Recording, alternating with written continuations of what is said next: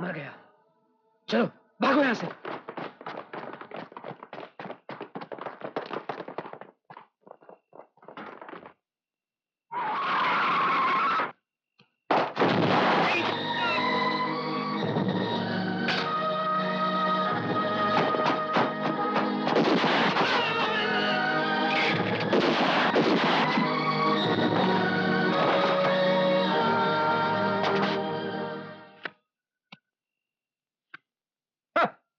छक्का साला। हाँ बोलो चाचू, खत्म कर दिया ना उस डीसीपी मलिक को? खत्म तो अब तुम होगे नागराज। तुम्हारे भेजे हुए भाड़े के टट्टुओं की गोलियों में इतना दम नहीं था जो मलिक के सीने तक पहुंच सके। किंग तुम? हाँ हम। एक बात साफ साफ सुन लो नागराज, अगर मलिक ने अस्पताल में दम तोड़ दिया तो तुम्हारी जिंदगी की सांसें भी टूट जाएंगी। प्रार्थना करो अपनी जिंदगी के लिए और डीसीपी मलिक के लिए भी।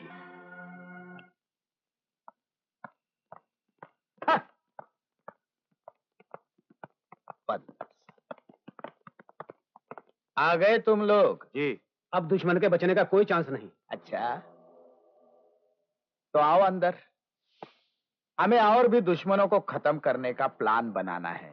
आओ।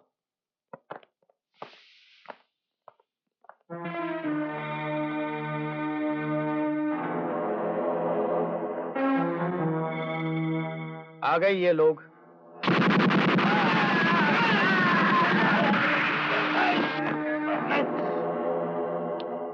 के पता लगाओ कि किंग और मलिक की दुश्मनी दोस्ती में कैसे बदल गई। क्यों बचाया उसने मलिक को?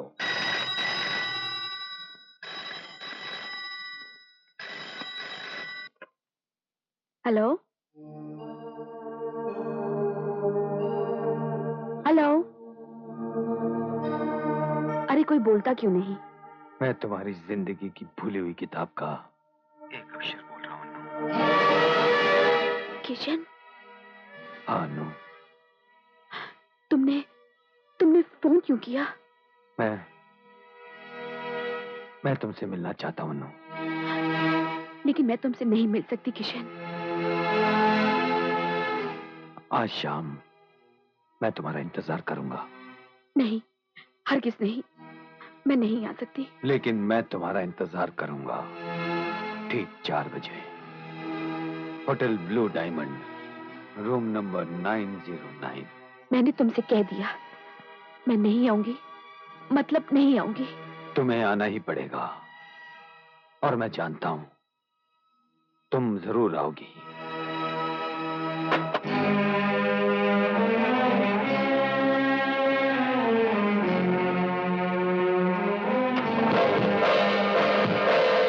मैं तुम्हारी जिंदगी की भूली हुई किताब का एक अक्षर बोल रहा हूं। मैं तुमसे मिलना चाहता हूं। आज शाम मैं तुम्हारा इंतजार करूंगा ठीक 4 बजे, hotel blue diamond, room number 909। तुम्हें आना ही पड़ेगा और मैं जानता हूं तुम जरूर आओगी।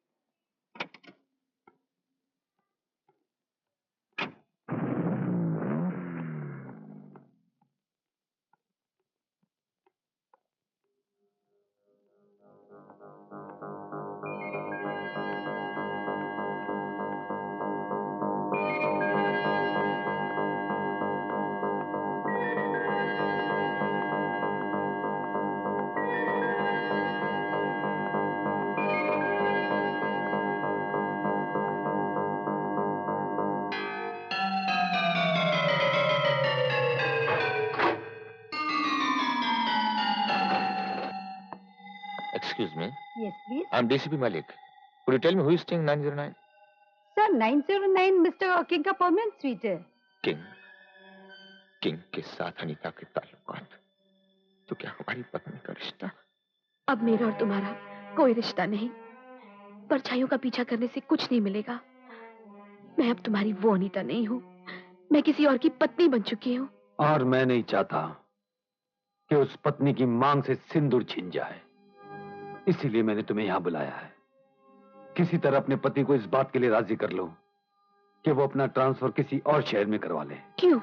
इसलिए कि अपनी ईमानदारी की वजह से उसने कदम कदम पर मुजरिमों से दुश्मनी मोल ले ली है, और मैं नहीं चाहता कि उस पर गोली कोई और चलाए और नाम किसी का है। किसी का क्यों? गोली तो तुम ही चलाना चाहते हो उन पर। तुम दुश्मन बन गए हो मेरे सुहाग के। तुम मेरे पति को खत्म कर देना चाहते हो। बस अनीता, बस। किंग टूट सकता है, लेकिन किंग का दिया हुआ वचन नहीं टूट सकता। वचन? तुम्हारा ईमान डगमगा रहा है। मुझे हासिल करने के लिए किसी और दुश्मन का नाम लेकर तुम मेरे पति को खत्म कर देना चाहते हो। अनीता, ये जख्म उस गोली का है जिस गोली का निशाना था तुम्हारे पति का सीना। किशन? हाँ अनीता, जिसे मलिक ने पुलिस डिपार्टमेंट को एक मामूली सा हादसा बताया, वो एक जानलेवा हमला था उस पर। अगर मैं वक्त पर न पहुंचता तो। क्या? मेरी विनती है तुमसे, किसी भी तरह से तुम लोग इस शहर से कहीं और चले जाओ। मैं हमेशा तुम्हें सिर्फ खुश देखना चाहता हूं। मुझे माफ कर दो किशन, मैंने तुम्हें कितना गलत समझा, कितना गलत।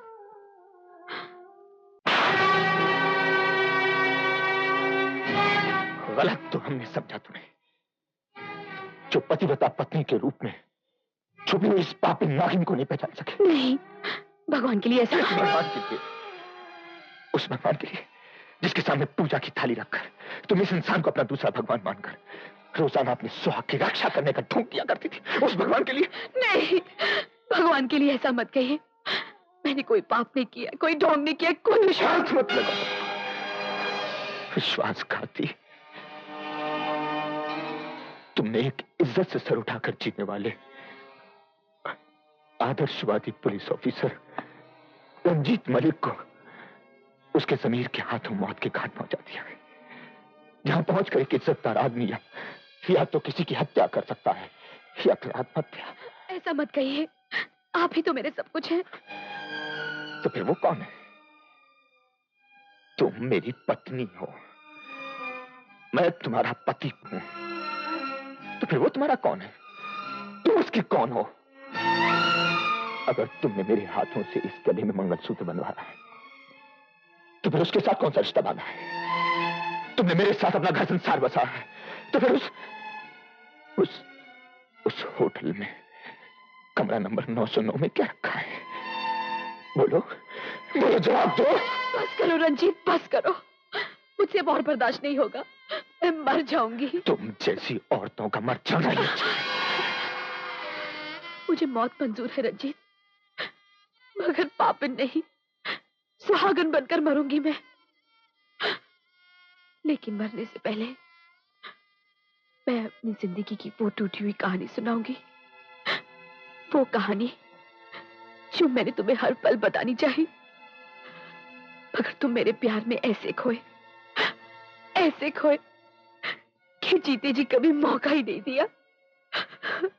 लेकिन आज तो मरने की बात आ ही गई, इसलिए तुम्हें सुननी ही पड़ेगी।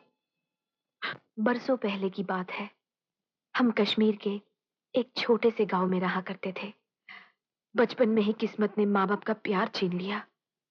शराबी मामा ने मुझे पालकर बड़ा तो किया, लेकिन मेरे जवान होते ही उसी शराबी मामा ने शराब के मोल में मेरी जवानी का सौदा एक जमींदार से करना चाहा। मेरी इज्जत को उसने रुपयों में तौलना चाहा। इससे पहले कि मुझ पर कोई दाग लगे, मैं वहां से भाग निकली।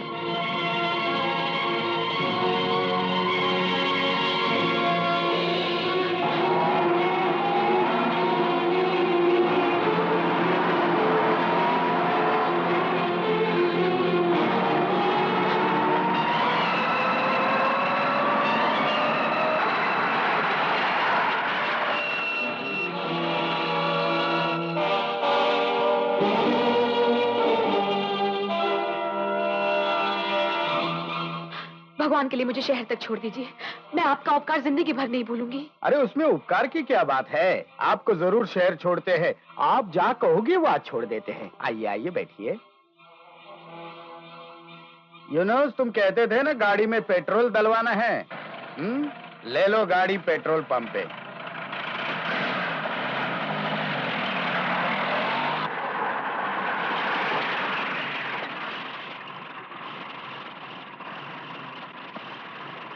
अरे ओ अब्दुल जी साहब। जीप में पेट्रोल डाल दे, मैं घर जाकर आता हूँ।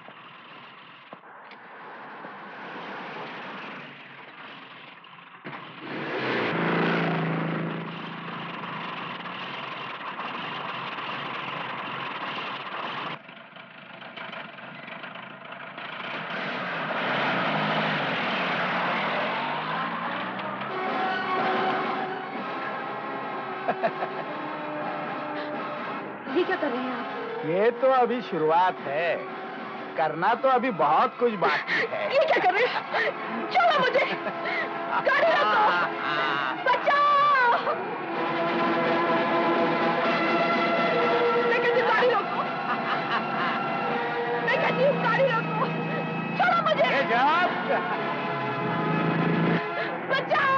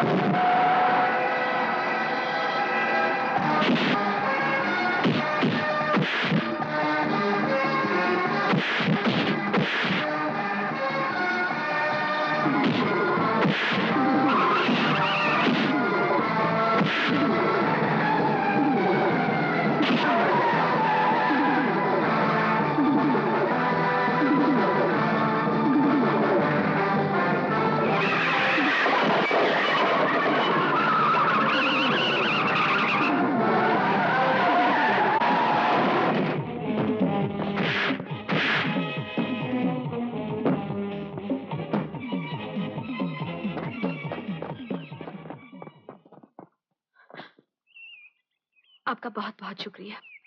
सुनिए, आपको कहाँ जाना है? आइए मैं आपको छोड़ देता हूँ। कहाँ छोड़ेंगे आप? मुझे छोड़ने के लिए इस दुनिया में कोई जगह नहीं है। देखिए, अगर आप बुरा ना माने तो एक बात कहूँ, आपके लिए थोड़ी सी जगह है मेरे पास, मेरा घर। अगर आप मुझ पर विश्वास कर सकें तो। उस आदमी की आंखों में मुझे सच्चाई नजर आई और मैं उसके साथ चल पड़ी। वो मुझे अपने घर पर लाया, अपनी बहन से मिलाया।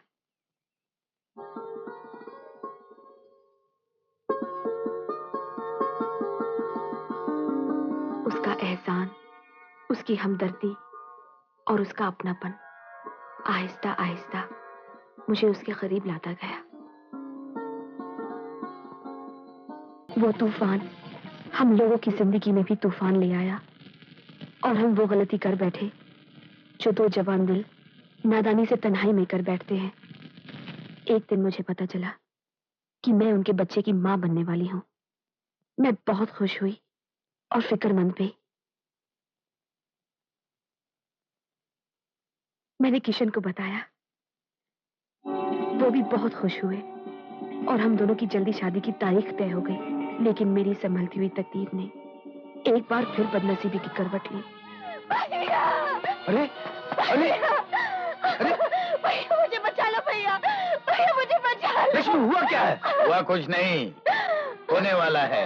भैया यही है वो भेड़िया जो मेरी और अनीता की इज्जत के साथ खेलना चाहता तेरी ये हिम्मत, अब मैं तुझे जिंदा नहीं छोड़ूंगा। अरे हेड, पकड़ो साले को।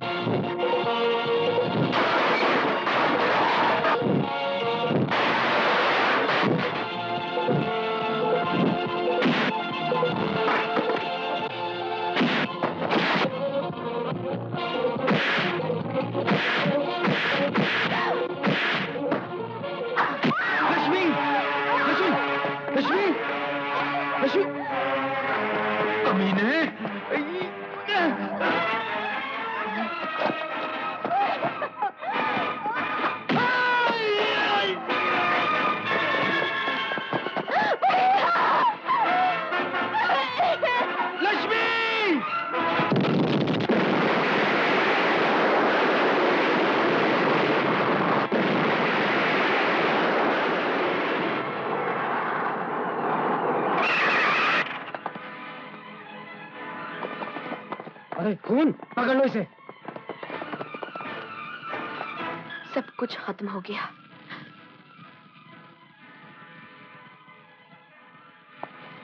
पुलिस किशन को गिरफ्तार करके ले गई। मैं पत्थर बनी ये सब देखती रही। मैंने सोचा कि इस दुनिया में अब मेरा कौन है।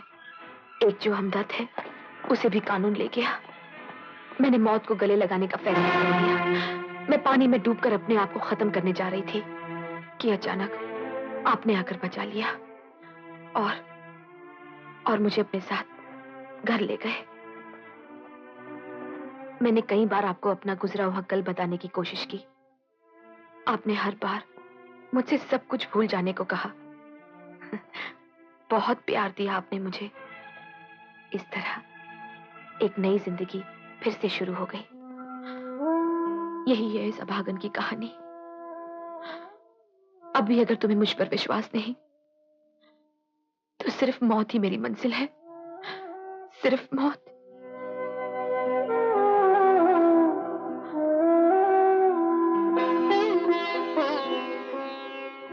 नहीं, कभी कभी विधि का लिखने वाला ऐसी लिखावट लिख देता है जिसे न बुद्धि समझ पाती है और न दिमाग सोच पाता है। और हम इंसानों की तकदीरें समंदर की टूटती हुई लहरों की तरफ बिखर जाती है।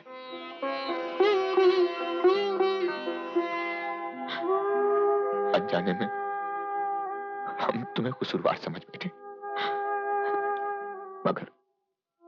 मगर अपनी नजरों में खुद हम एक मुजरिम, एक दोषी बन गए।